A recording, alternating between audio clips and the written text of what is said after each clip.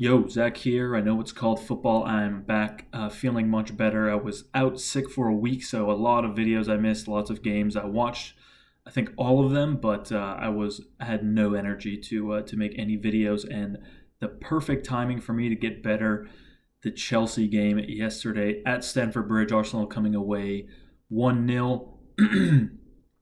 The game was, I mean, I was up early for that game and sort of suppressing how I felt. Uh, still felt like shit, still not 100%, but hard not to watch Arsenal games this season, man, when it's so much excitement around every single game. The anticipation leading up to this game, specifically, I think one of those big tests, obviously, alongside Liverpool, which also Arsenal passed this season, beating them 3-2 just a couple weeks ago.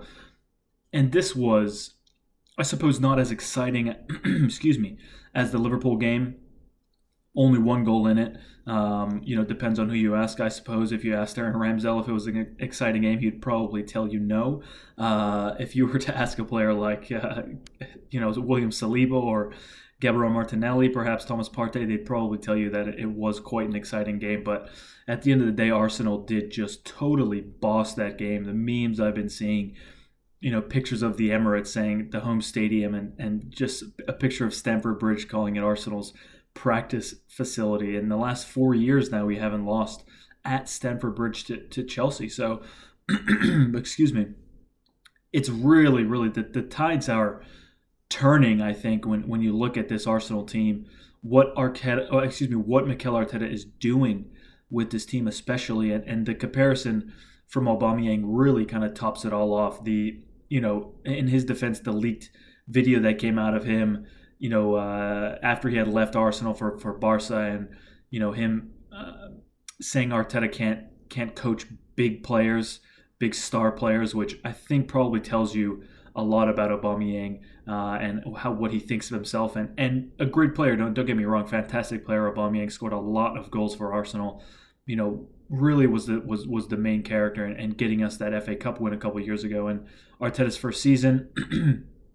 But had a lot to say about young players specifically, and I thought it was interesting seeing the handshakes before the game.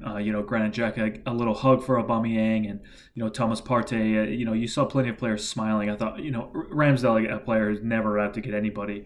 They were sort of locking eyes. You could see a little bit of a grin on Ramsdale's face.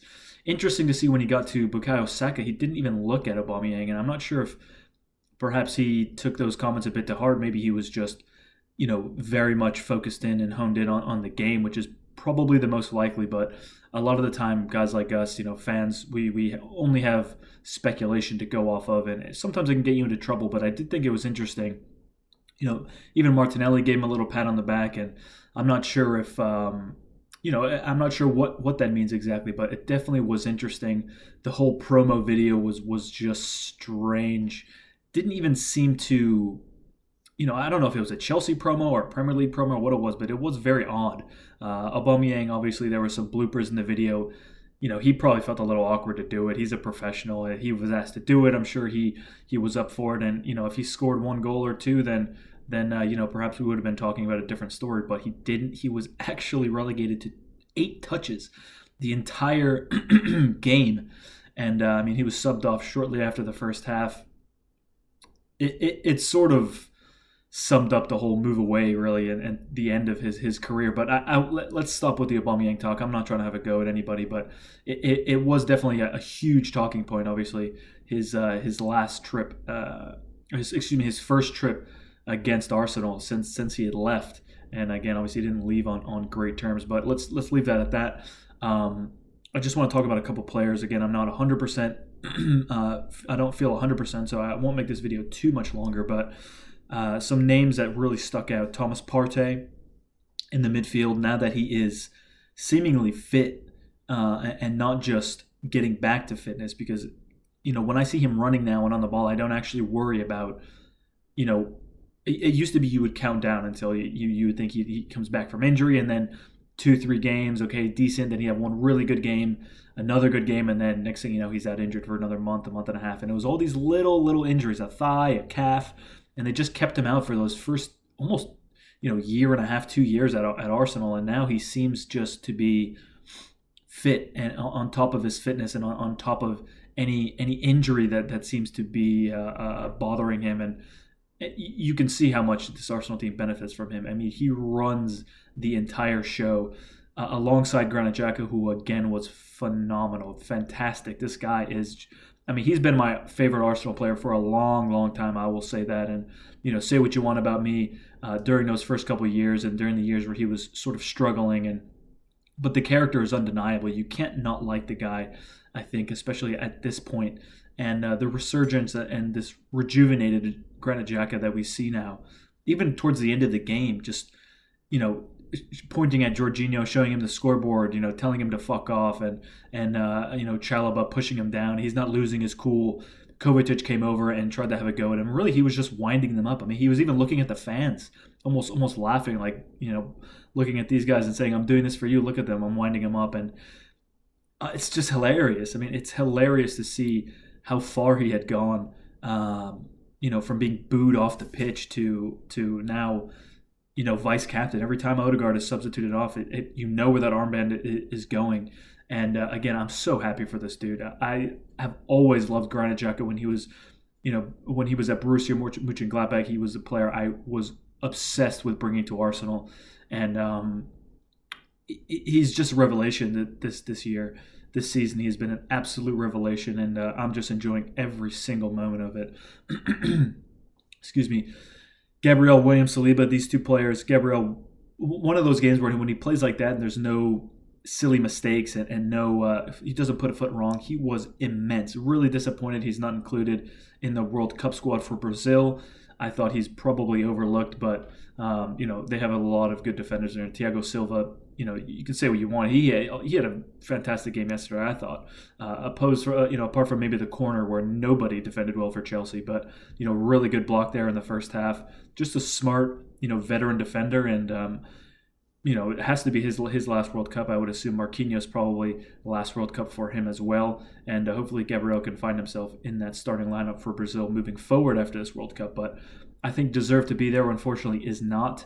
But again, fantastic yesterday, Gabriel. And again, he scored a goal for us. He scores so many goals. Those just knows where to be and almost has that poacher instinct of a striker to just get the ball over the line. And William Saliba was just, I don't know how to sum it up anymore for this guy. 21 years old, has to be one of the first names on that team sheet for France, you would have to think. Certainly is for Arsenal, and the sooner we get him tied down to a contract, excuse me, the better. Thank God you didn't stop that recording. I lost my train of thought here because my cat freaking jumped on the desk. Yeah, I'm just going to stop there. Again, I'm not feeling too well. My throat is killing me. I had flu and then the strep throat. And look, I'm just going to leave it at that. I wanted to get this video out of the way because, the more you don't make videos, I've already missed 2 games, I think, maybe 3 since I was sick last week. The more you don't make them, the easier it is to convince yourself not to come back. So just wanted to make this. And man, this title contenders, this debate now is you have to say this team is capable of doing it because we keep showing week in, week out that Man City can go above us, and they haven't stayed there for more than a day because Arsenal have come around and won the game that they needed to go back top. So I think if we don't make investments in January, then, all it takes really, imagine Thomas Partey out, Bukayo Saka can be injured, Gabriel Martinelli, you never know what can happen during the World Cup. You pray that nothing bad happens, especially leading up to it. The amount of players already out missing, for the World Cup, especially for England. It's such a shame to see, do I want to see Reece James defending against the United States? Absolutely not. But it's such a shame to know that a player like that isn't going to be able to play for his country. And it is really, really such a shame. Lots of opinions I have about this World Cup, but better to leave it at that. So thanks very much for watching, guys. If you have made it this far, I do really appreciate it. Hit me up on Twitter. Let me know your thoughts on the game, the title charge, any player, individual that stood out to you I didn't mention. And yeah, thanks very much for watching. I will see you when I see you.